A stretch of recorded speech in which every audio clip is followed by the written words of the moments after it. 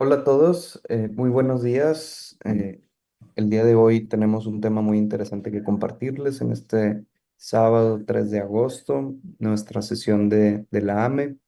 Le pedí en esta ocasión al doctor Óscar González Llano, hematólogo muy reconocido, conocido de todos ustedes, coordinador de la especialidad de hematología pediátrica del Hospital Universitario y quien tiene mucha experiencia atendiendo pacientes, ambos con anemia plástica y falla medular, que nos ayudará a coordinar esta sesión que está enfocada en esta enfermedad tan importante o esta combinación de enfermedades tan importantes para nuestros pacientes. Muchas gracias. Hola, buenos días. Agradecerle a la ME que me haya considerado para participar como coordinador de esta sesión. Yo creo que va a estar muy interesante conociendo a los ponentes. Ya antes de iniciar, dos o tres comentarios importantes. El primero, agradecerle a Novartis su apoyo para la sesión, un apoyo irrestricto y por el cual estamos muy agradecidos. Avisarles, de nuevo recordarles el Congreso de la ME, que en Boca del Río, en Veracruz, del 30 de octubre al 2 de noviembre. Ojalá que nos acompañen. El programa yo ya lo vi, está muy completo y con una serie de cosas novedosas que yo creo que nos van a interesar a todos. La MED también me encargó importantemente que les recomiende que participen en la encuesta de estrés moral y síndrome de desgaste en hematología. Va a tener aparte el extra de que va a tener un 10% de descuento en inscripción del Congreso. Una cosa más, el 7 de agosto, la semana próxima, el miércoles, la sesión de la AME va a ser de mielofibrosis con el doctor Pemarajú y el doctor Guillermo Ruiz Argüelles va a dar algunas recomendaciones o consejos acerca de cómo se elabora un manuscrito. Va a ser el próximo miércoles a las 7 de la noche. Acuérdense que hay traducción simultánea para la participación para que se le faciliten las cosas a las personas que están escuchando la sesión. Es muy importante que obtengan su constancia al final de la sesión. No hay manera de conseguirla después, entonces es importante que al terminar la sesión hagan eso. Y también recomendarles que participen en la encuesta de calidad para que las cosas estén en estas sesiones cada vez mejor, pues es importante conocer los datos de ustedes. Nuestra primera ponente es la doctora Emma Gock. Ella es una hematóloga, profesora asistente en investigación en hematología, en hematopoiesis y falla de médula ósea en el laboratorio del National Heart, Lung and Blood Institute en Dublín, en la Universidad de Dublín. Tiene muchas publicaciones, más de 30 publicaciones, y la mayor parte de ellas tienen que ver con el tema de anemia plástica. Entonces, estoy seguro que su plática acerca de las perspectivas actuales y futuras del tratamiento de la anemia plástica va a ser de interés para todos nosotros. Entonces, con todo gusto les dejo a la doctora Rock. Las preguntas recuerden que son al final. Adelante, doctora. La segunda parte va a ser una sesión con la doctora Benedicta García de Teresa. Ella va a hablar acerca de mejorar los enfoques diagnósticos de anemia Fanconi en México. Ella es especialista en genética, también tiene un amplio currículum. Trabaja como investigador en ciencias médicas en el laboratorio de citogenética del Instituto Nacional de Pediatría y seguramente su plática también va a ser de mucho interés para nosotros. Muy bien, a la hora que gusten. Estos son los canales para la traducción simultánea y les recuerdo otra vez lo de la constancia al final de la plática. Ese es el QR para la encuesta de calidad. Adelante.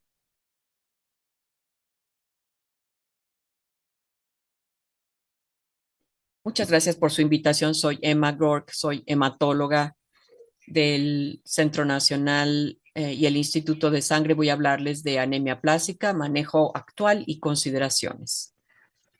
Antes de comenzar, me gustaría darles un panorama general muy rápido de la anemia plástica para que sepan que es un trastorno de falla de médula ósea que resulta en citopenias. Los pacientes desarrollan médula ósea hipocelular con signos de hipocelularidad. Hay varias causas. La primera es la anemia plástica, que es la causa más común. En la mayoría de los casos esto ocurre y es una enfermedad inmune que resulta del ataque de las células madre a la médula ósea con linfocitos T citotóxicos que resultan en citotoxinas inflamatorias, interferón alfa e interferón gamma, que se activan y esto resulta finalmente en la apoptosis celular y esta médula ósea vacía, como pueden ver del lado derecho. Otras causas incluyen defectos genéticos de la línea germinal, por ejemplo, anemia Fanconi, trastornos teloméricos, que se presentará más en la siguiente presentación, por lo cual yo no voy a darles más detalle. Y por último, viene la causa de la anemia plástica como toxinas que llegan a la médula ósea. Esto es raro, pero es un ejemplo clásico, podría ser por radiación o por benceno.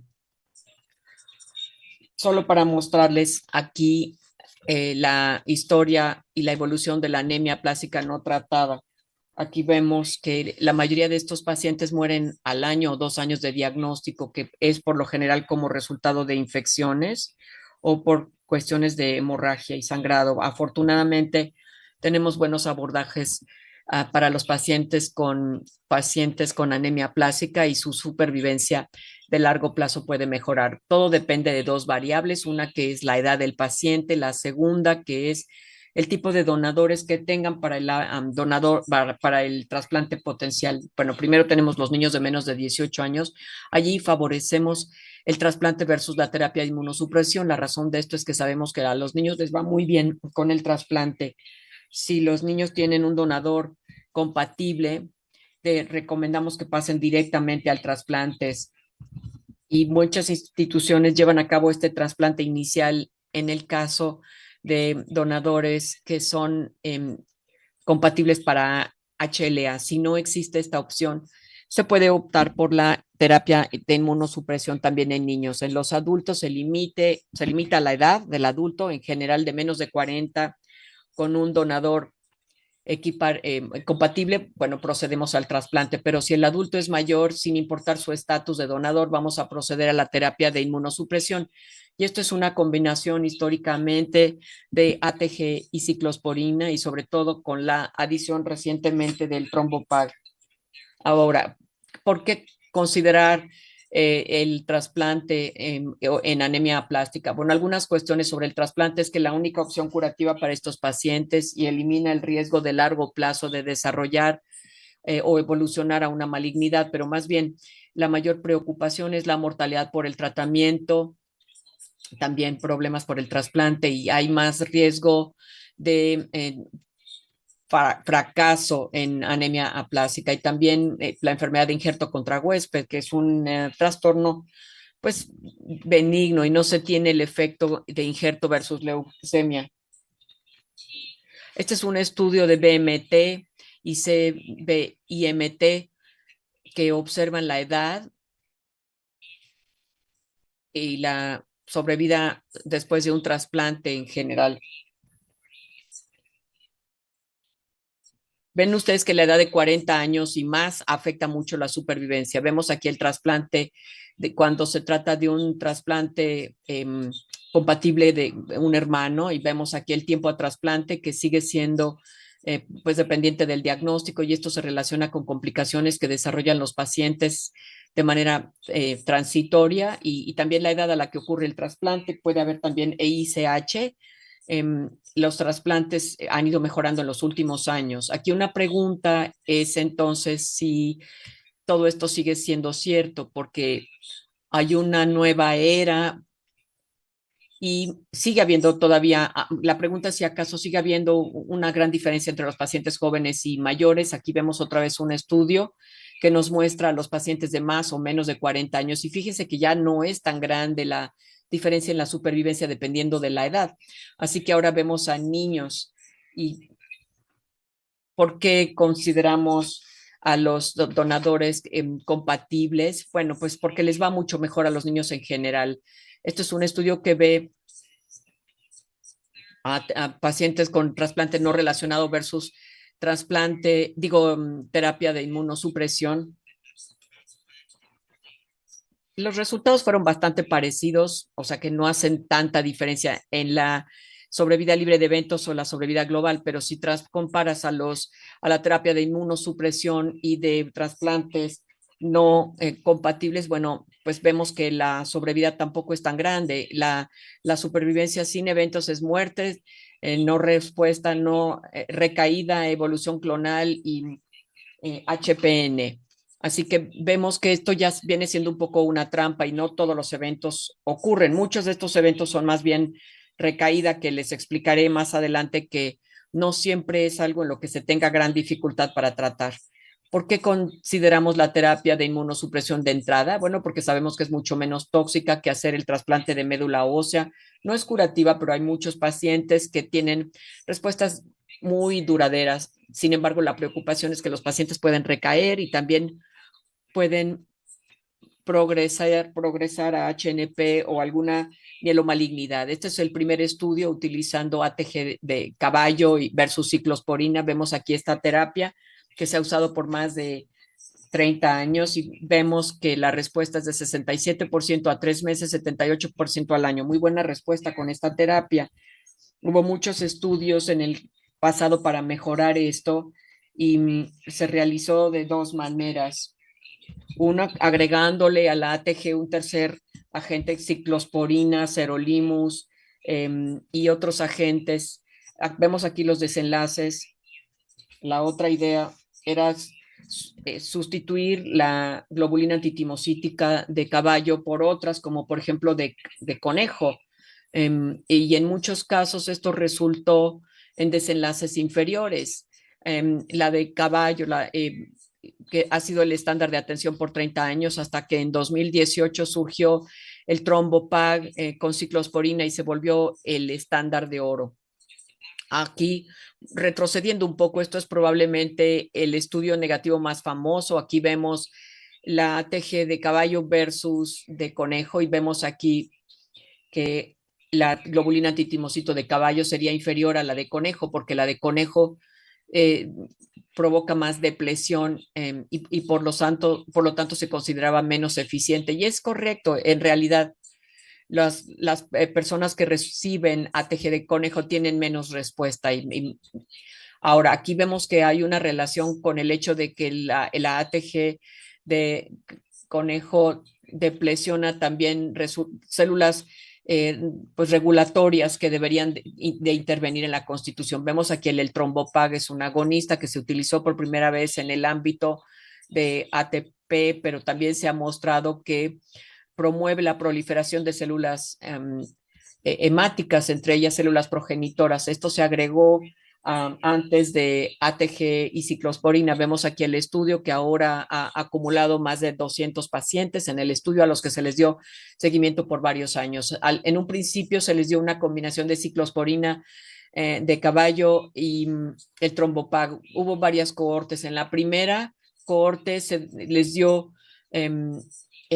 más bien se retrasó parte del tratamiento un poco por toxicidad. En la siguiente semana recibieron el trombopag por 2 semanas y vemos aquí que la que hemos utilizado constantemente es utilizar el trombopag desde el primer día junto con ciclosporina y ATG de caballo y continuar así por 6 meses. También utilizamos una ciclosporina de mantenimiento que comienza después de los 6 meses y que continúa hasta terminar la terapia por 2 años. Y la razón de esto es que estamos observando muchas recaídas a los 6 meses cuando el trombopag y la ciclosporina de alta dosis se suspendían. Estos son los resultados iniciales y encontramos que en comparación con las cohortes históricas hay un aumento significativo en la tasa de respuesta global y también en la tasa de respuesta completa en pacientes que reciben el trombopag junto con ATG y ciclosporina.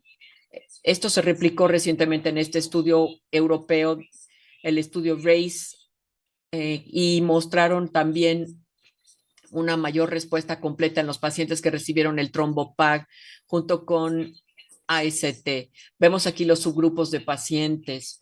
Los primeros que nos interesaban eran los niños, porque, bueno, sobre todo de menos de 18 años estos pacientes. Y de manera anecdótica hemos observado que los pacientes pediátricos parecían no responder tan bien.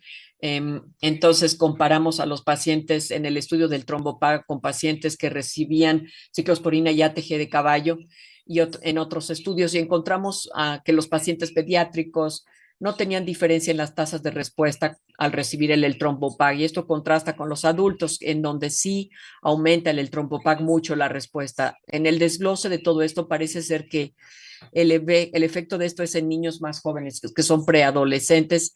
En los niños preadolescentes encontramos que las tasas de respuesta eran más altas que en la cohorte histórica. Hay otros estudios que probablemente surjan pronto, los veremos más de cerca.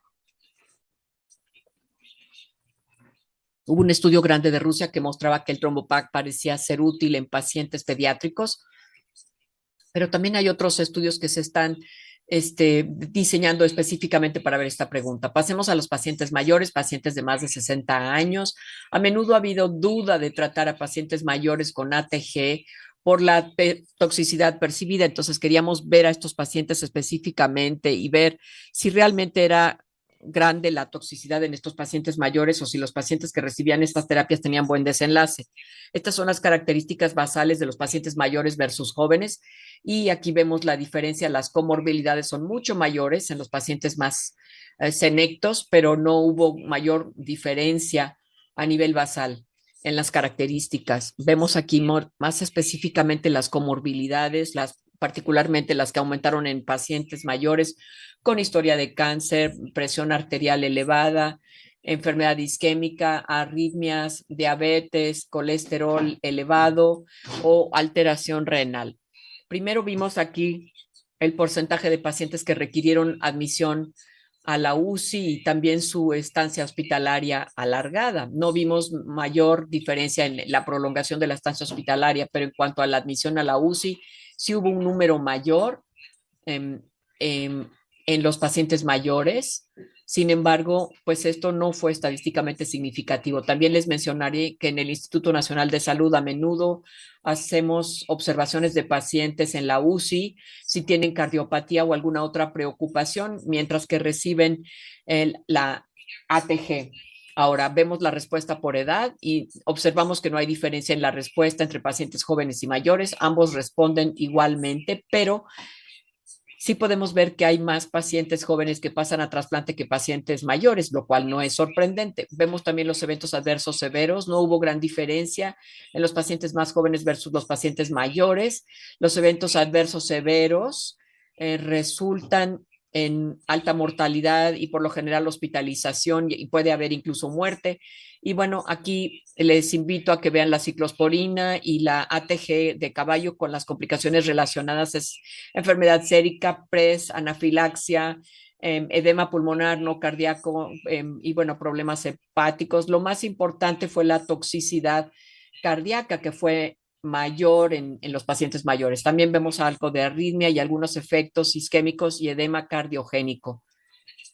Y bueno, algo que notar aquí es que entre los eventos que ocurrieron en pacientes mayores, de hecho ocurrieron en pacientes con cardiopatía previa y esto no parece ser un factor de riesgo para desarrollar toxicidad cardíaca con ATG. Vemos aquí la supervivencia, vemos una supervivencia más baja en general en los pacientes mayores que los más jóvenes, sin importar la terapia, pero cuando desglosamos por grupo etario y por terapia, vemos que los pacientes que responden al ATG de caballo y ciclosporina y el trombopag tuvieron una supervivencia muy parecida, mientras que los pacientes mayores que no respondieron fueron los que realmente tuvieron esta supervivencia baja. Y vemos que la curva de supervivencia, las curvas solo se empiezan a separar después de los 500 o 600 días, o sea que no hablamos de una toxicidad precoz de ATG, sino que es un efecto tardío que sí influye en la supervivencia y probablemente es derivado de estos factores, ¿no?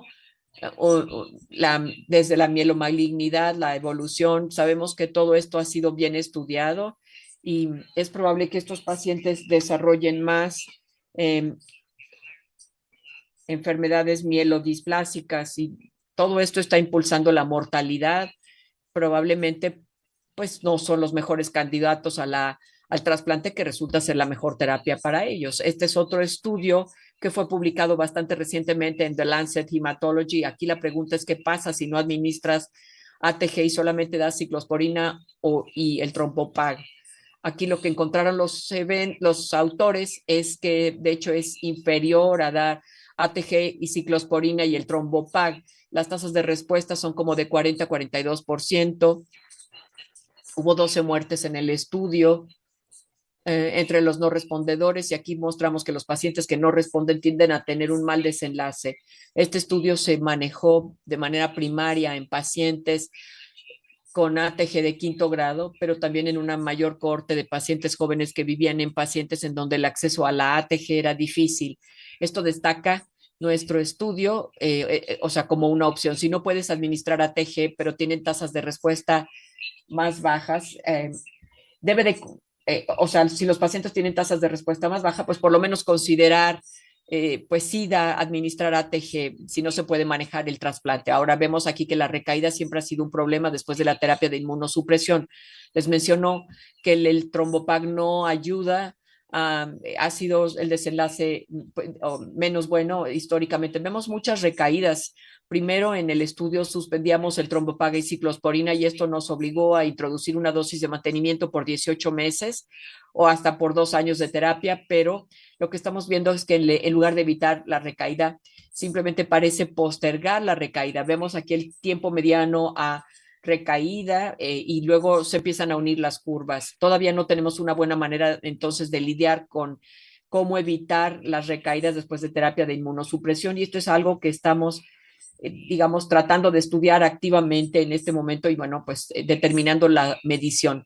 Creo que una buena noticia es que muchos pacientes que recaen pueden rescatarse simplemente con terapia oral, no necesariamente tienen que recibir un trasplante por encima de ATG. Estos son nuestros pacientes que recayeron y la tercera parte de ellos en última instancia acabó con algún tipo de combinación de ciclosporina o el trombopag de largo plazo.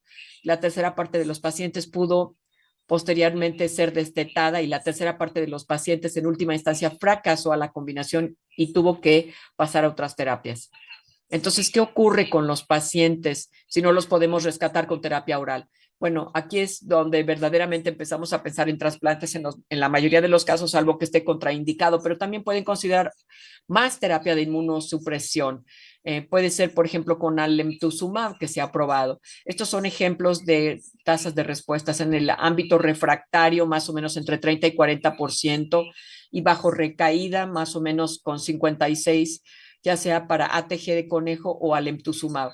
Ahora, el trasplante es una consideración importante aquí, y tenemos los datos que surgen para estos trasplantes idénticos. Este es un estudio multicéntrico que se publicó dirigido por el grupo del Hopkins, y muestran los resultados con trasplante haploidéntico. Vemos la sobrevida a un año. Vemos aquí las cifras: 16%, la mayoría de las muertes por falla del injerto, y aquí abajo vemos también el grupo que logró sobrevivir 2 años. Este es un estudio realizado por EBMT y vemos aquí el trasplante con donador alternativo.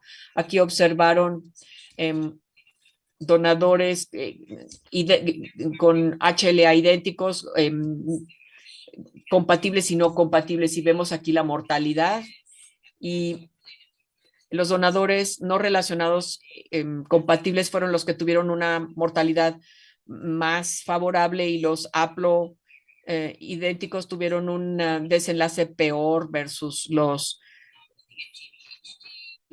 compatibles no relacionados. Y vemos aquí que hay una enorme cantidad de diferencia entre los donadores no relacionados no compatibles y los haploidénticos en cuanto a la EICH, mientras que los otros pacientes vemos que eran más favorables. Vemos que, sin embargo, entre los tres, bueno, pues hay una diferencia que no es tan drástica. Entonces, en términos de seleccionar el donador apropiado, creo que hay muy buenos datos de que el donador no relacionado compatible es el mejor, seguido por el haploidéntico o por el no compatible, que pues pueden ser de alguna manera opciones si no se tiene la primera categoría, que es la del donador no relacionado compatible. Otra opción es ver trasplante haploidéntico como terapia inicial, Esto es algo que todavía se considera a nivel experimental y es un estudio unicéntrico de la Universidad de Hopkins con 27 pacientes, 3 de 27 pacientes. Bueno, la tasa de supervivencia fue más o menos buena, lo pueden ver aquí. La mayoría de las muertes estuvieron relacionadas con fracaso del trasplante y también depende la TBI que estaban utilizando, que se aumentó, o sea, la terapia de radiación que se aumentó hasta 400 grays.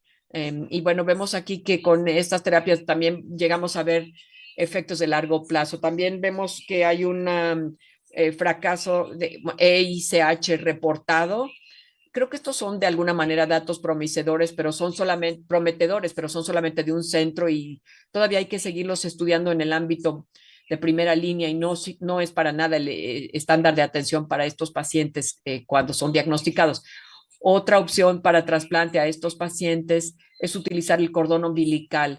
Es un ejemplo de un protocolo que estamos llevando a cabo en el Instituto Nacional de Salud utilizando cordones expandidos, se expanden ex vivo dentro de la instalación con un compuesto que se llama nicotinamida, que es un derivado de la niacina y citocinas. Se logra la migración de los glóbulos rojos y vemos el injerto de los neutrófilos, 10 días como mediana, que es bastante bueno, y 31 días, lo cual es bastante adecuado para las diferentes células hemáticas. Vemos que hubo un rechazo seguido de un trasplante haploidéntico exitoso. Esto podría ayudar a pacientes en el futuro que carecen de otras opciones. Ahora, quiero hablarles ahora de otro tema que también nos interesa, que es el uso de los inhibidores JAK para la anemia plástica y para otros trastornos de mediación inmune. Esto sobre todo lo estamos utilizando para EICH, pero también para otros trastornos de mediación inmune. También estamos utilizando STAT1, que es bastante proinflamatorio.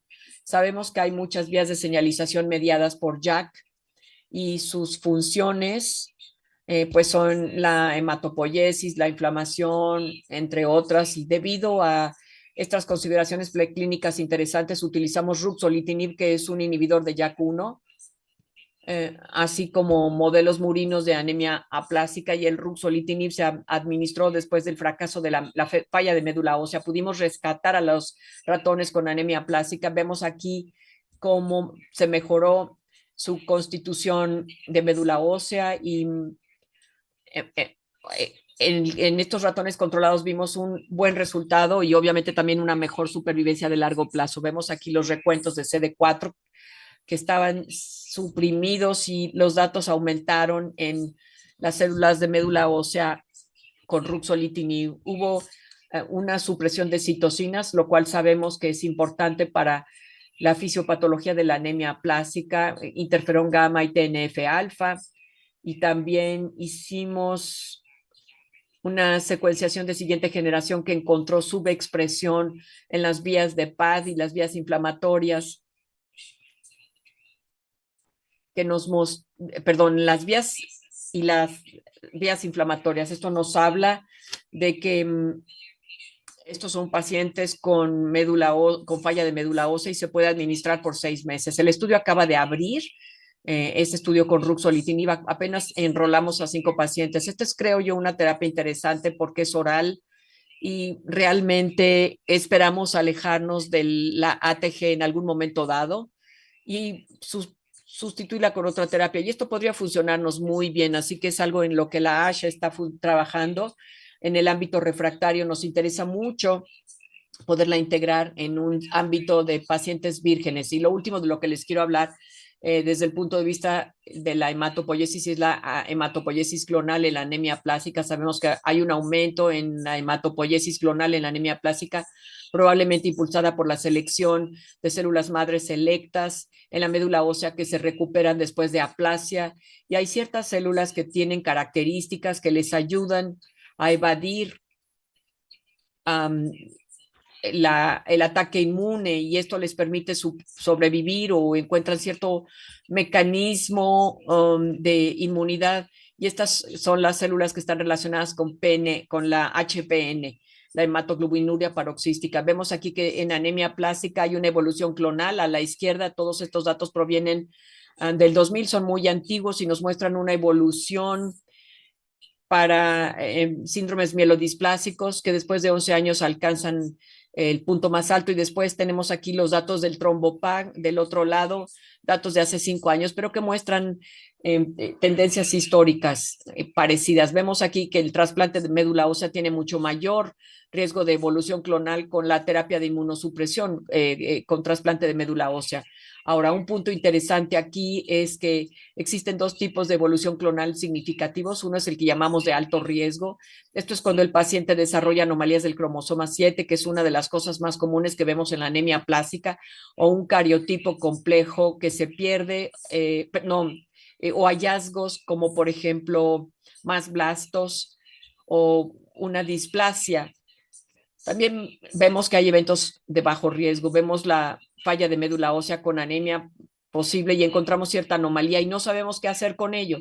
La médula ósea no parece tener mielodisplasia, pero encontramos que estos pacientes con estas características tienen buena evolución. Vemos la gráfica de la derecha, que es bastante comparable con otros pacientes con anemia plástica.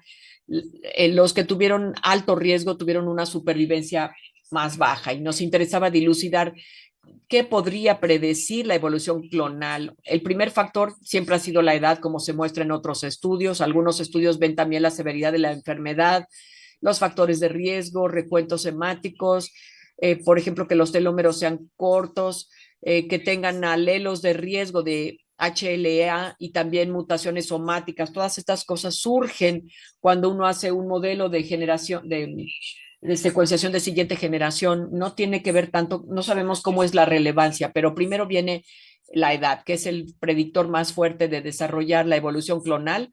Este es un estudio en donde incluimos a casi 700 pacientes con anemia plástica y encontramos que para evolución de alto riesgo, la edad de 48 era un factor de riesgo muy importante para el desarrollo de esta patología. Después viene el trombopag, que es algo que la gente le ha preocupado. Hay algunos datos en la literatura sobre los síndromes mielodisplásicos que habla de los recuentos de blastos. Y esto pues no se ha mostrado que ocurra en la anemia plástica. Y aquí pueden ver a la derecha que la evolución clonal de alto riesgo no parece aumentar en la cohorte cuando se administra el trombopag. A la izquierda vemos que puede haber aumento en la evolución de bajo riesgo, pero sabemos que cuando la evolución de bajo riesgo no resulta en una mayor evolución, entonces todavía queda mucho trabajo por hacer aquí. No tenemos una señal real para determinar la latencia con el trombopag. Sabemos que algunas variantes somáticas son clásicas. Vemos, este es el artículo más importante que encontró que 30% de los pacientes tenían una mutación somática. Sin embargo, datos más recientes hablan de la secuenciación y hablan más bien de un 60 o un 70% de los pacientes. Y las mutaciones más comunes que vemos son BCOR, BCOR, que se ve sobre todo en los síndromes mielodisplásicos, pero no ocurre así en la anemia plástica, que se ha mostrado ser una mutación de hecho favorable. Después tenemos las mutaciones que vemos aquí, DNM, T3A, entre otras, y vemos aquí que PIGA y BCOR1, de hecho, están relacionados con la supervivencia. Otras mutaciones más bien dieron una sobrevida negativa. Vemos aquí el alto riesgo en pacientes de evolución comparados con los de bajo riesgo. Y aquí vemos este perfil de variantes somáticas y vemos las patologías. Ambos grupos tienen la mutación BCOR como dominante, pero cuando vemos a los pacientes con mutación clonal, tienen mutaciones del factor de empalme, entre otras, y bueno, son pacientes de menos riesgo. Entonces, parece ser las mutaciones conductoras que parecen conducir la evolución en nuestros pacientes. Y esto se replicó recientemente en un estudio del doctor Gurnari, y vemos aquí un perfil somático muy parecido, así como los tiempos de progresión. Vemos aquí ASXL1 y RUNX1, que de hecho algunas mutaciones hasta pueden conferir protección. Bueno, casi se me acaba el tiempo, pero nos interesaba mucho ver los predictores de las mutaciones somáticas, las variantes somáticas. Si alguien desarrolla mutaciones somáticas, va a desarrollar LMA o SMD. Muchos de los datos que hemos tenido son desde el punto de vista temporal y no de la línea basal. Estos son datos disponibles con respecto a la celularidad de la médula ósea y encontramos que tenemos un BAF de más de 2 y los genes mutados vienen de todas las plataformas. Vemos aquí que las variantes somáticas predictivas se relacionan con malignidad, ROX1, factores de empalme y ASXL1 son las de alto riesgo para evolución clonal. Entonces, ¿qué hacemos una vez que ocurre la malignidad? Bueno, pues en general hay que recurrir al trasplante. Vemos aquí como a la izquierda los pacientes que desarrollaron alto riesgo y pasaron con trasplante o sin, y vemos de el lado contrario que tuvieron una muy mala supervivencia estos pacientes. En conclusión, aquí concluye la presentación y las conclusiones son que la terapia inmune versus el trasplante celular para pacientes vírgenes depende de la edad y del estatus donador. Las recaídas siguen siendo el principal problema en estos pacientes y en general pues probamos primero con terapias orales, pero si no funcionan, queda todavía la posibilidad de trasplante. Quizá las terapias novedosas puedan ser útiles como inhibidores de JAK. La evolución clonal parece ser el mayor peligro, el más temido y parece ser conducidos por algunas mutaciones que incluso provocan monosomía 7 y RONX1. Hay datos emergentes sobre el trasplante con donador alternativo.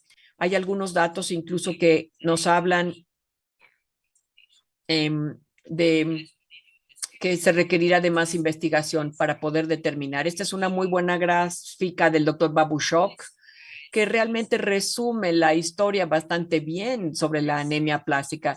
Es un diagnóstico muy serio con alta mortalidad. La mayoría de los pacientes te responde a la terapia de inmunosupresión, pero hay pacientes que pueden recaer y requieren de más terapia.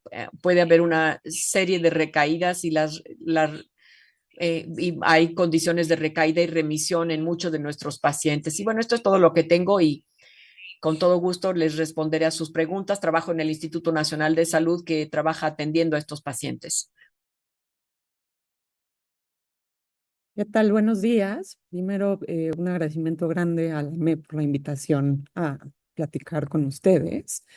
Y bueno, quiero como resaltar una vez más que soy médico genetista y no hematólogo, entonces lo que voy a hablarles, aunque sí tratamos sobre uno de los síndromes de falla medular más frecuentes o el más frecuente, la anemia Fanconi, el enfoque sobre el que voy a ir va mucho más sobre las manifestaciones físicas que lo acompañan y cómo podemos usar estas para mejorar el diagnóstico. Así que ustedes saben que la anemia de Fanconi, que es un síndrome de falla medular, probablemente han leído que tiene 3 manifestaciones principales y si las vemos en esta línea del tiempo, verán que hay algunas que se presentan desde el nacimiento como anormalidades físicas y estas se han reportado hasta en 80% de los pacientes. La edad promedio en donde hacen o empiezan a manifestar falla medular es alrededor de los 7 años y se sabe que a lo largo de la vida hasta 96% de los pacientes con este diagnóstico van a presentar falla medular. Y finalmente, el otro componente de las manifestaciones de la anemia de Fanconi es el componente neoplásico que se suele presentar como leucemia, mayoritariamente como de tipo mieloide aguda, a la mitad de la segunda década de la vida, o tumores sólidos que aparecen más bien entre la tercera y cuarta década de la vida. Y estos por ahora pues, se presentan en alrededor de 15% de los pacientes. Como pueden ver en ese diagrama de Venn, no todos los pacientes con anemia de Fanconi van a presentar todas estas manifestaciones. Habrá algunos que presenten solo las partes física o solo lo hematológico y algunos que podrían debutar únicamente teniendo la manifestación oncológica. Y aquí una cosa importante es pensar que no todos los pacientes con anemia de Fanconi se ven igual y que aunque estamos acostumbrados a pensarlo como un diagnóstico pediátrico, cada vez más es importante pensarlo también como un diagnóstico que puede verse en población adulta. Ahora, ¿cuántos pacientes con anemia de Fanconi hay en México? La verdad es que no tenemos estadísticas que nos lo digan claramente. Se estima que en el mundo hay de 1 a 5 casos de anemia de Fanconi por millón de habitantes. Y estas estimaciones vienen principalmente de datos en poblaciones en Estados Unidos, en Europa, en Canadá, que no necesariamente van a reflejar exactamente lo que pasa en nuestro país. Sin embargo, si tomamos esa estimación y podemos transpolarla a que si en México, de acuerdo al último censo de población, tenemos 126 millones de habitantes, tendríamos que esperar por lo menos que hubiera hoy en día viviendo en México entre 126 y 630 pacientes por año. Y se estimaría también que debería haber 9 casos nuevos de anemia de Fanconi al año. Y bueno, lo más probable es que nos estemos quedando muy cortos en los diagnósticos que se hacen de este padecimiento. Entonces, ¿cómo se diagnostica?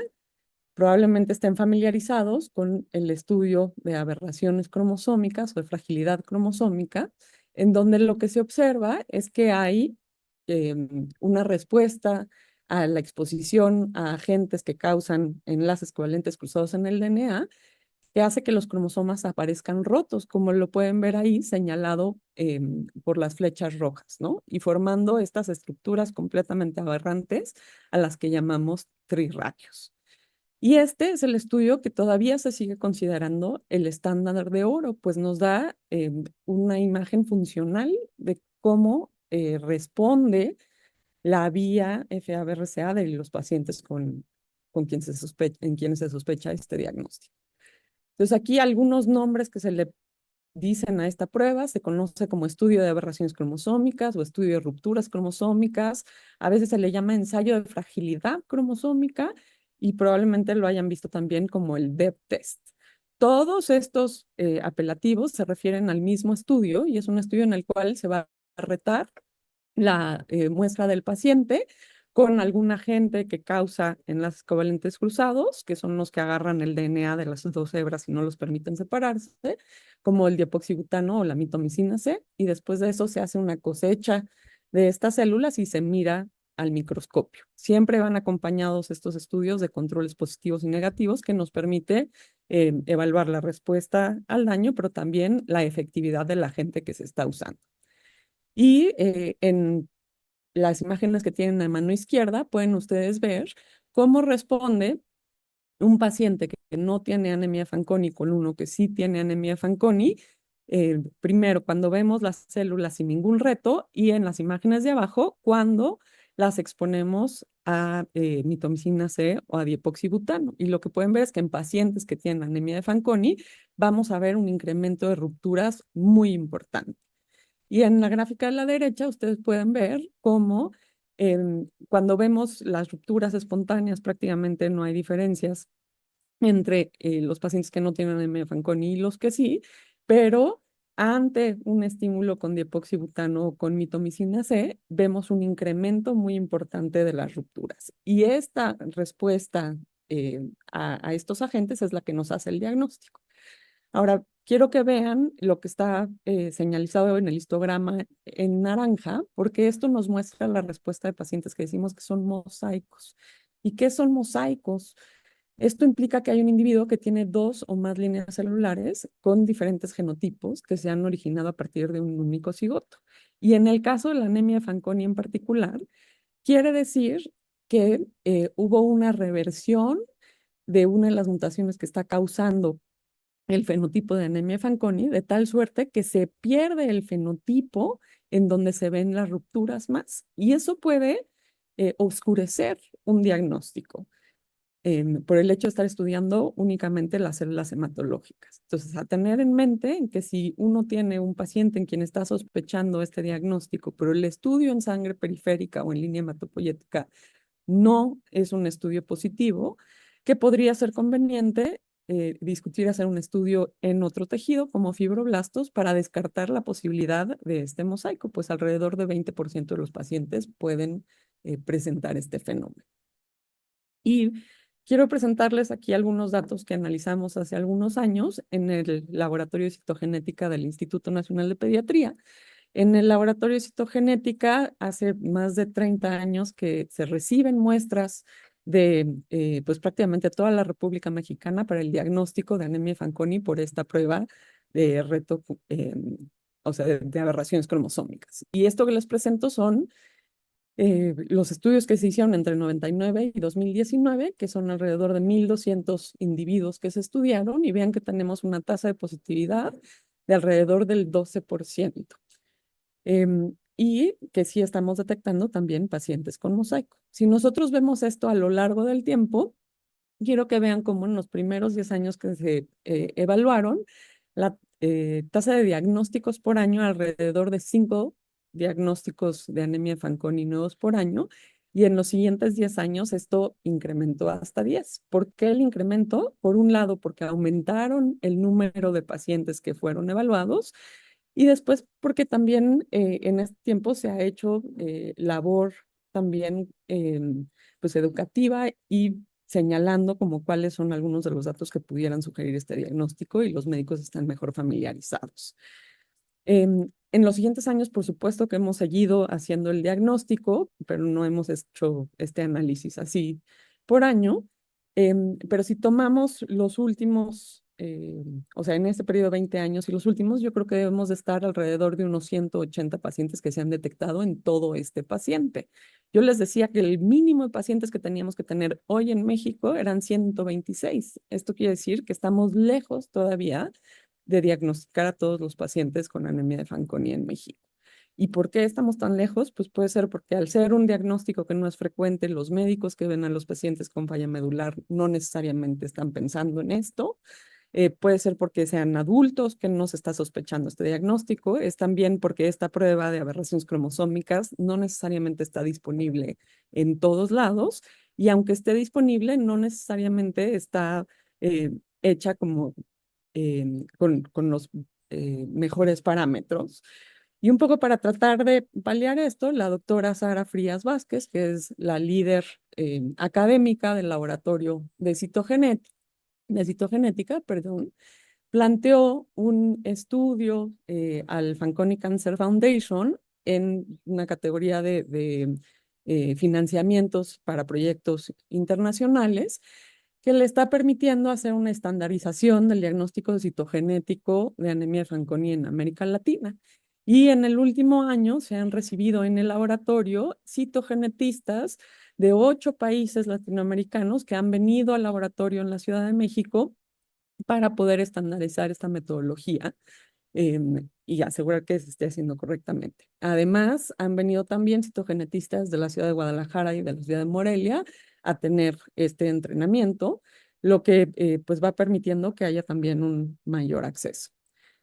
Entonces, estando en este contexto de un laboratorio en donde se hace el diagnóstico de anemia de Fanconi desde hace muchos años, vuelve al laboratorio de citogenética y al INP un lugar fantástico para empezar un registro de pacientes con anemia de Fanconi. Y esto fue exactamente lo que hicimos a partir de junio de 2021, en donde empezamos a reclutar pacientes que quisieran participar en este proyecto.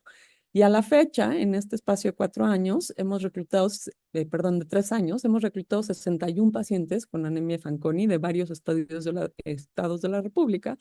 Y ahí pueden ver como mapa de calor de dónde es que vienen estos pacientes. Como ven, hay algunos estados que no tenemos pacientes que vienen de allá. No quiere decir que en estos estados no hay pacientes con anemia de Fanconi, más bien que no han sido referidos o no han sido identificados. Y lo que hacemos en el registro es ver a los pacientes, invitarlos a participar, hacemos un cuestionario y una exploración física muy detallada con un enfoque dismorfológico, que es la especialidad que tenemos el doctor Moisés Fiesco Roa y yo, que estamos a la cabeza de este proyecto, y luego los vemos una vez al año para ir viendo el seguimiento. Entonces, para darles un poco una idea de esta población, son 61 pacientes cuya edad mediana actual es de 12 años y medio. El diagnóstico, la edad mediana al diagnóstico de estos pacientes ha sido de 5.5 años. No hay diferencia entre masculinos y femeninos, estamos casi que mitad. Y el 18% de los pacientes que están participando son adultos. Entonces, otra vez recalcar que esta no necesariamente es una enfermedad solo pediátrica, ¿no? Y es importante que los hematólogos de adultos también estén conscientes de la posibilidad de ver a estos pacientes. Ahora, yo voy a enfocarme a hablarles del fenotipo físico en la anemia de Fanconi. Quiero enfocarme en esto porque nos puede dar claves importantes a sospechar una anemia de Fanconi en un paciente que se está evaluando por falla medular. Como les dije en un inicio, no todos los pacientes con anemia de Fanconi se ven igual y tienen un espectro de manifestaciones muy amplio. Puede haber pacientes que veamos, digamos, a lo mejor no tienen ninguna manifestación física que llame la atención, hasta otros que pueden tener muchas manifestaciones físicas que lo haga más evidente, ¿no? La verdad es que si aprendemos a ver y a identificar los datos, podemos encontrar datos físicos en todos los pacientes con anemia de Fanconi. Ahora, las características clásicas físicas de la anemia de Fanconi se han un poco resumido en dos acrónimos. El acrónimo Bacter, que quienes hayan estudiado pediatría seguro lo han estudiado o visto en otros contextos, que nos habla de malformaciones vertebrales, anales, cardíacas, traqueoesofágicas, renales, de extremidades e hidrocefalia, y el acrónimo FENOS, descrito por la doctora Blanche Alter y la doctora Nilam Giri de los NIH, que hablan de la presencia de pigmentación, microcefalia, alteraciones en los ojos, alteraciones neurológicas estructurales, alteraciones en el oído y talla baja. Ahora, estas son las características de Bacter y quiero mostrarles que en la literatura estas son las frecuencias con las que se presentan en anemia de Fanconi. Lo más frecuente, como pueden ver ahí, son las alteraciones del riñón en 27% de los pacientes y 40% las de extremidad superior. Lo que nosotros vimos en los 61 pacientes del RAFMEX es lo que ven en esta gráfica en verde. Quiero que vean que para estos pacientes también lo más frecuente son las alteraciones del riñón y de la extremidad superior, y que el conjunto de estos dos lo vemos prácticamente en el 30% de los pacientes. Pero a lo que quiero apuntar en realidad es, vean que tenemos una identificación mayor de alteraciones de extremidades superiores, ¿no? Y no necesariamente es que los pacientes mexicanos tengan más alteraciones de extremidad superior, es más bien que estamos detectando una mayor cantidad de ellas porque estamos también identificando aquellas que son sutiles. Lo que pueden ver ustedes aquí es una gama importante de alteraciones de extremidades superiores y a lo mejor ustedes dirán, todas las manos de la izquierda se ven muy normales, pero si ven la segunda fotografía de arriba abajo y pueden ver el pulgar, vean cómo la falange proximal del pulgar se ve más larga que la distal. Y esto es una alteración de la estructura que si no nos fijamos con atención podríamos no verla. La siguiente grupo de fotografías que se marcan en rojo pues son fotografías en donde vemos una hipoplasia tenar de menor a mayor de arriba hacia abajo. Y pueden ver que las manos que están en la fotografía que está hasta abajo que tienen una, hipoplasia tenar muy marcada, era algo que no se había registrado en el expediente de esta paciente. En la siguiente grupo de fotografías, quiero que vean también que no necesariamente van a ser simétricos y que podemos tener ausencia completa o oligodactilia de los pulgares. Y en la última, quiero que vean que también podemos tener duplicaciones del eje radial, ¿no? Entonces, no necesariamente va a ser siempre hacia la pérdida de estructuras, puede haber también ganancias o duplicaciones. Yo les he insistido ya 2 veces sobre la importancia de pensar en que pacientes adultos pueden tener anemia de Fanconi. Y aquí quiero que vean la comparación que hicimos entre las alteraciones de Bacter y FENOS en pacientes con anemia de Fanconi pediátricos y pacientes adultos. De esta corte de 61 pacientes, 15 son adultos. Y lo que pueden ustedes ver en esta gráfica respecto a las alteraciones de Bacter es que los pacientes adultos tienen menos manifestaciones Bacter, en particular cardíacas, traqueoesofágicas y renales, comparados contra los pacientes pediátricos. Y esto podría ser que pasaran desapercibidos porque a lo mejor no son tan evidentes algunas de las manifestaciones. Y si lo vemos en número de características de Bacter, vean también que los pacientes adultos tienen una menor cantidad de estas manifestaciones. Respecto al acrónimo FENOS, una vez más, como les presenté con Bacter, quiero que vean las frecuencias de lo reportado en la literatura. En este caso, las alteraciones de la pigmentación y la talla baja son las características más frecuentes de este acrónimo en pacientes con anemia de Fanconi reportadas en la literatura. Y lo que vimos nosotros en estos 61 pacientes, repite y encuentra también esta enorme frecuencia de personas que tienen alteraciones de la pigmentación, pero en nuestro caso son prácticamente todos, y también una frecuencia muy importante de talla baja, sobre lo que no voy a ahondar en esta ocasión. Y la otra cosa que quiero que vean es que alteraciones en la región ocular, nosotros las reportamos como en 100% de los pacientes. Y aquí hay que ser cautos porque la definición de las alteraciones de ojo en los reportes de la literatura no están muy bien explicitados a qué se les refiere como tal, ¿no? Y en este caso nosotros estamos tomando alteraciones de la estructura de los ojos, que ahora les mostraré unos ejemplos. Entonces, ahondando sobre el fenotipo de la piel, en estos pacientes con anemia de Fanconi del registro, en colaboración con la doctora Sáez de Ocariz y la doctora Venegas, dermatólogas del INP, y en la tesis de especialidad de la doctora Venegas, hicimos una revisión específica de la piel de los pacientes con anemia de Fanconi, y lo que encontramos es este dato que les mostraba, en donde 98% de los pacientes tuvieron al menos una alteración de la pigmentación. Y encontramos cosas muy interesantes. Y además insisto en la importancia de la piel porque son manifestaciones que podemos ver únicamente haciendo inspección de los pacientes, ¿no? Eso quiere decir que desde la primera vez que vemos a un paciente en el consultorio podemos documentar o no estas alteraciones. Entonces, una cosa que detectamos es que los pacientes con anemia de Fanconi que nosotros vimos del registro de anemia de Fanconi en México tienen hiperpigmentación periorificial en 80% de los casos. ¿A qué nos referimos con esto? A que alrededor de los ojos, de las narinas, de la boca, hasta de los pabellones auriculares y periumbilicales puede verse la piel hiperpigmentada. Y esto es un hallazgo que no ha sido reportado en la literatura, pero que es increíblemente constante en nuestra población. Después, las máculas hiperpigmentadas, que seguro que quien haya estudiado Fanconi ha visto que las reportan como manchas café con leche. Y aquí, entre todos los pacientes que estudiamos, vimos más de 600 manchas hiperpigmentadas y podemos hablar un poco más sobre las características de estas manchas. Hay algunas manchas o máculas que están bien delimitadas, como la que ven del lado izquierdo y que representan el 80% de todas las máculas evaluadas, pero también vemos que hay otras que tienen una característica que describimos como mal delimitadas y que son como el 20% de los pacientes. Y estas pueden ser más difíciles de ver. Además, los pacientes tienen la piel muy serótica y a veces justo esta característica de la piel hace más difícil ver esta parte del fenotipo. La otra cosa que quiero apuntar es que la mayoría de las manchas las encontramos en el tronco y en las extremidades inferiores.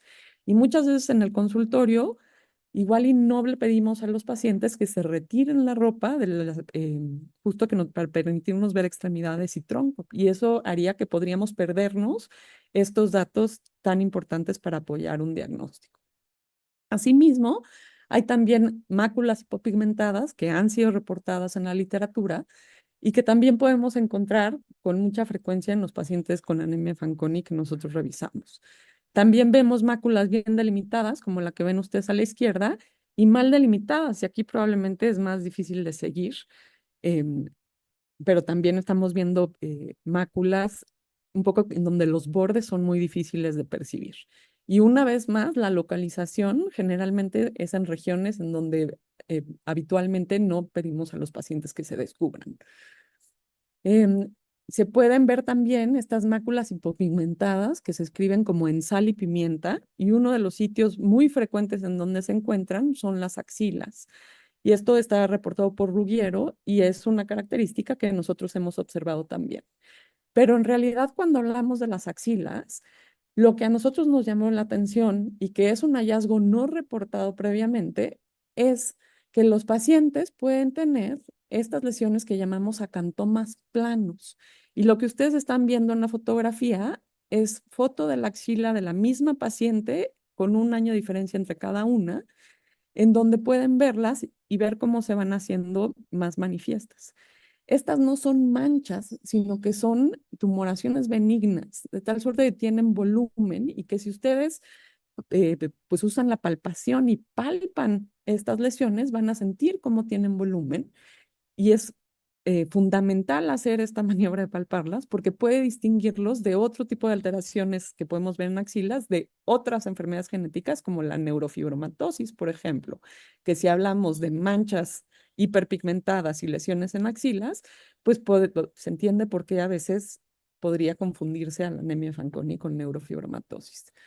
Entonces, este tipo de lesiones las encontramos principalmente en las axilas, pero también pueden encontrarse en los pliegues poplíteos y en los pliegues inguinales y hasta en algunos casos sobre el dorso de las manos. Y entonces en esta gráfica lo que nosotros podemos ver es cuáles son las alteraciones o las manifestaciones dermatológicas que se encuentran en conjunto en este grupo de pacientes con anemia Fanconi que se evaluaron. Y lo que quiero que vean es en la primera columna, lo que está contando es el número de pacientes que tenían la combinación de estas manifestaciones, que son los acantomas, la hiperpigmentación periorificial y las máculas hipopigmentadas e hiperpigmentadas. Prácticamente en la mitad de los pacientes que nosotros evaluamos se encontraron estas 4 manifestaciones. Y quiero también que noten, si seguimos un poco como la parte de las máculas hiperpigmentadas, como prácticamente todos los pacientes tuvieron máculas hiperpigmentadas, excepto uno, y ese uno tenía máculas hipopigmentadas e hiperpigmentación periorificial. Entonces, nuevamente insistir en que evaluar la piel de un paciente con falla medular puede tener pistas muy importantes y disponibles desde la primera consulta que puedan ayudar a sospechar un diagnóstico de anemia de Fanconi. En otro tipo de manifestaciones que podemos buscar también desde un punto de vista clínico, y esto es parte del trabajo que han hecho el doctor Fiesco Roa con Armando Hernández, el doctor Armando Hernández, que es residente actualmente de pediatría en el INP, es evaluar datos neurológicos de los pacientes. Y aquí en particular quiero notar que 75% de los pacientes que se han evaluado tienen una marcha normal y en particular puede haber una falta de braceo. Y se ha visto también que hay alteraciones en la función de los pares 2, 4 y 6 alteradas. A veces los pacientes no pueden como inflar los cachetes, ¿no? Y hemos visto una disminución del reflejo nauseoso en muchos de ellos. Y bueno, todos estos son datos que no se han reportado previamente. Y en el mismo tono, hemos visto que en los pacientes con anemia de Fanconi hay una inmensa frecuencia de asimetría entre los hombros y también en las escápulas. Y nuevamente este tipo de manifestaciones es algo que se puede ver de forma clínica y que pueden ayudar a sustentar un diagnóstico. Quiero mostrarles esta imagen en donde pueden ver varias espaldas de pacientes con anemia de Fanconi y cómo vimos que 83% de los pacientes tenían esta asimetría de hombros y 89% de los pacientes tienen esta asimetría de escápulas. Y bueno, si retomamos que la anemia de Fanconi fue descrita por Guido Fanconi en 1927, prácticamente hace 100 años. Y de entonces para acá ha habido un sinfín de reportes y seguramente ustedes han escuchado hablar de una facies Fanconi y decir que todos los pacientes con anemia de Fanconi se parecen y que pueden reconocerse a partir de la cara, pero no hay realmente una descripción específica de qué compone una facies de anemia de Fanconi si queremos definirla. Y quiero mostrarles esta diapositiva en donde pueden ver las caras de pacientes con anemia de Fanconi y están ordenados por edad cronológica de arriba a abajo. Y quiero un poco darles la sensación de que si los ven, hay algo que hace que se parecen, pero a lo mejor no podemos completamente decir qué cosas son, ¿no? Y quiero aquí otra vez tocar sobre el trabajo que están haciendo el doctor Fisco Roa y la doctora Elidet Palacios en su tesis de especialidad de genética médica, en donde la doctora Elidet Palacios, a partir de revisar el acervo fotográfico de los pacientes del RAFMEX, ha empezado a delimitar qué caracteriza a la facies de anemia de Fanconi. Y a lo mejor una de las cosas que sí está descrita en la literatura es que los pacientes tienen una cara triangular. Y cuando nosotros pensamos en una cara triangular, a lo mejor pensamos sobre todo en alguien como la paciente que está del lado izquierdo, en donde la base del triángulo estaría en la parte de arriba de la cabeza y la punta en el mentón. Pero lo que vemos en muchos de los pacientes con anemia de Fanconi es que la parte triangular es más bien solo el tercio inferior de la cara. Entonces, no necesariamente tiene que ser toda la cara, pero sí hemos visto una frecuencia importante de un tercio de la cara inferior triangular. Ahora, hay también características de los ojos, y en esto me regreso a lo que les mostraba, en donde vimos que el 100% de los pacientes que nosotros evaluamos tenían características oculares que llamaban la atención o que sugerían que estaban compartidas. Y esto va hacia que pueden tener fisuras palpebrales dirigidas hacia arriba. La mayoría de las personas tienen las fisuras palpebrales más bien dirigidas horizontalmente. Pero en pacientes con anemia de Fanconi, prácticamente la mitad tienen las fisuras dirigidas hacia arriba y otro 15% dirigidos hacia abajo. Y además, lo que pueden ver en el panel C es que muchos pueden tener asimetría. Y bueno, y en este caso solamente les estoy mostrando la región ocular, pero hay muchas caras donde podemos ver también asimetría en otras partes de la cara. Y una cosa como muy importante, y que no lo puse ahí, perdón, es que pueden tener tosis y la tosis es una constante. Generalmente es una tosis bilateral, pero puede ser también una tosis asimétrica, como ven en ese panel C.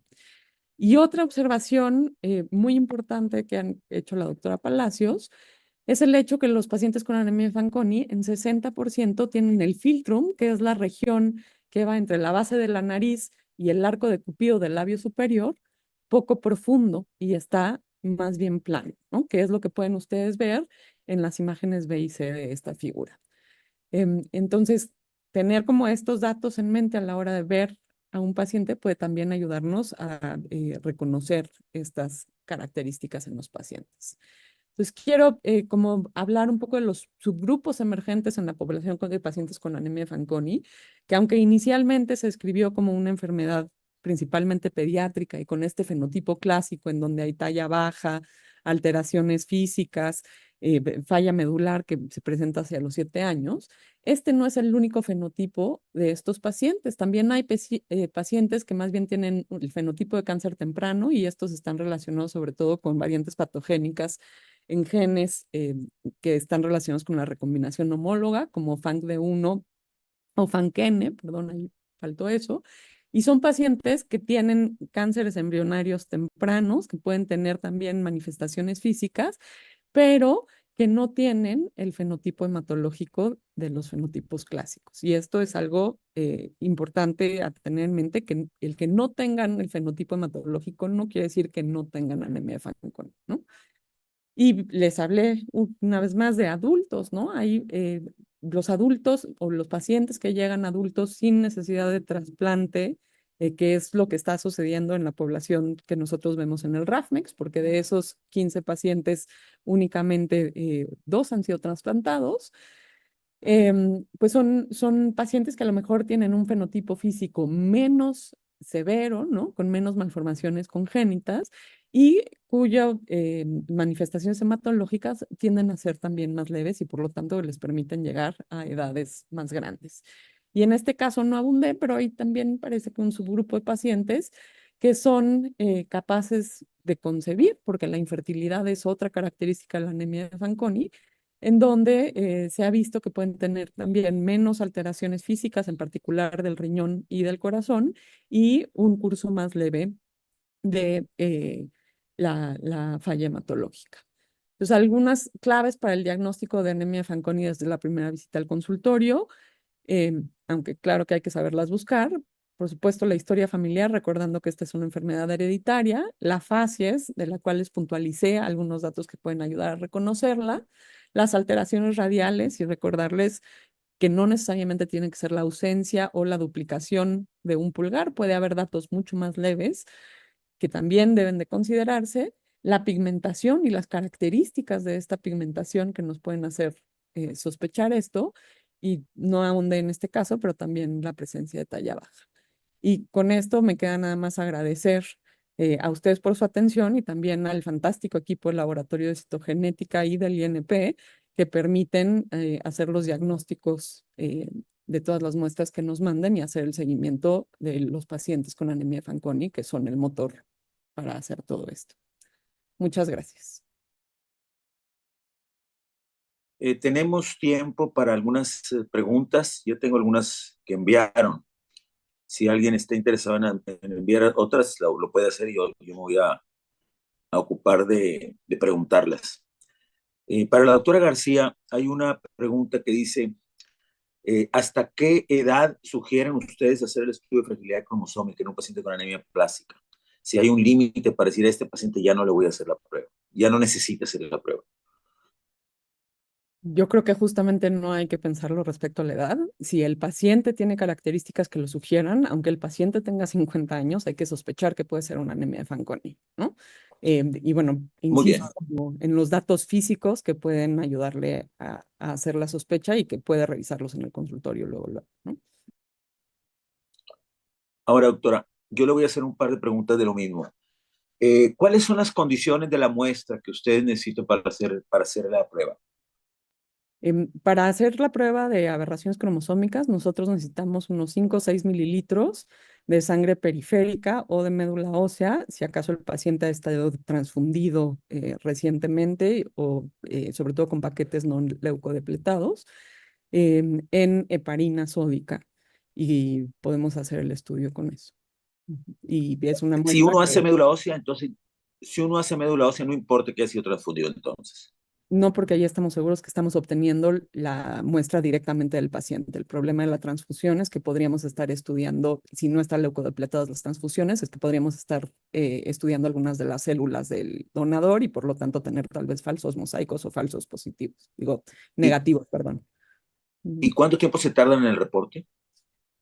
Ese es una limitante, Aprox. sin duda, pero aproximadamente nos toma unos 3, 4 meses tener un resultado debido a la carga de muestras que procesamos habitualmente. Y yo entiendo que esta es una limitante por la necesidad de empezar tratamientos, sobre todo inmunosupresores, en caso de que no sean de estas hereditarias. Muy bien. Para la doctora Emma, pregunta, supongo la respuesta, pero preguntan si hacen estudios para ver la funcionalidad de los pacientes adultos mayores antes de un trasplante. Si me hacen el favor de traducirle.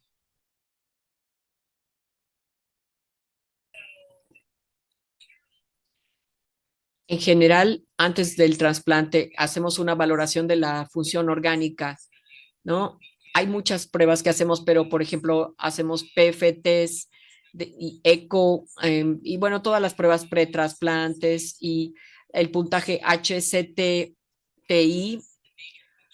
para ver cuáles son las funciones principales.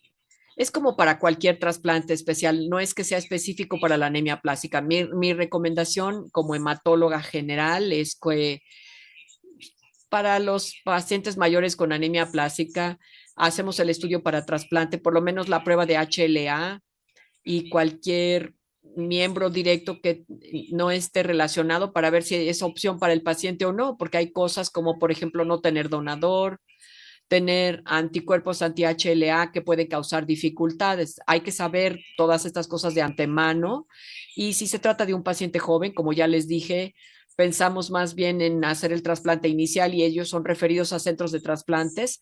Para la mayoría de los pacientes jóvenes se les manda a centros de trasplantes. Si son pacientes mayores, y si estás refiriendo a un paciente que está en etapas limítrofes, pues hay que hablar al paciente y explicarle el proceso y los pacientes quizá nos digan que no quieren ser trasplantados, les suena muy difícil, etcétera. Esa es definitivamente una conversación que hay que tener. En segundo lugar, la función cardíaca y pulmonar, función hepática, todas estas cosas pueden impedirle al paciente el trasplante, pero también se le refiere al centro de trasplantes porque ellos quizá tengan otros criterios. Muy bien. Hay una pregunta más para la doctora Emma. Acerca de si usted tiene conocimiento acerca de la posibilidad de que el romiplustin pueda ser utilizado en lugar del trombopag. Sí, ha habido estudios que se han hecho en Asia y que muestra que puede ser eficaz en algunos pacientes, hasta un subconjunto de pacientes refractario al trombopag. Todavía no tiene licencia en Estados Unidos, ni yo lo uso mucho en lo personal, pero lo he sugerido para algunos casos en donde, digamos, pacientes que fracasan a ciclosporina y el trombopag o que no pueden por algún motivo recibirlo. Ha habido algunos casos en que sí se tuvo éxito. Definitivamente en pacientes cuando no son candidatos a inmunoterapia. Bueno, hay muy pocos medicamentos que se pueden utilizar y ciertamente vale la pena considerar emplearlo, pero yo opino que si ya llegas a ese punto, tienes que pensar más bien en un trasplante, si es un paciente apto, pero si es no apto, creo que el romiplustin puede ser candidato y otros como Donasol, si se trata de pacientes mayores, pueden ser útiles. Ciclosporina de monodroga, el trombopag como monodroga o con algunos agonistas que se han utilizado. Hay algunas opciones para estos pacientes, pero en general, si el paciente no es apto para ATG, recomiendo ciclosporina y el trombopag. Si eso no funciona, pues sí, se podría utilizar el romoplustin. Muy bien, otra pregunta más para la doctora Emma. El ruxolitinib en los pacientes que están empleándolos en este estudio nuevo para rescate, ¿lo están utilizando solo?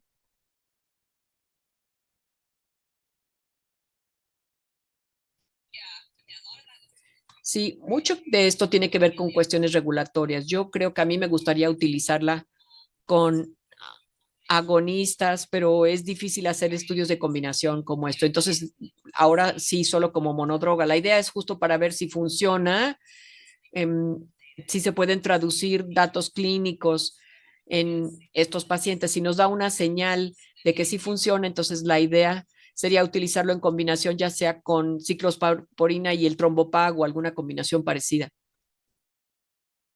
Muy bien. Y una última pregunta para la doctora García. En los centros donde las transfusiones son siempre de rutina con productos leucodepletados, entonces esa muestra sí podría ser de sangre periférica.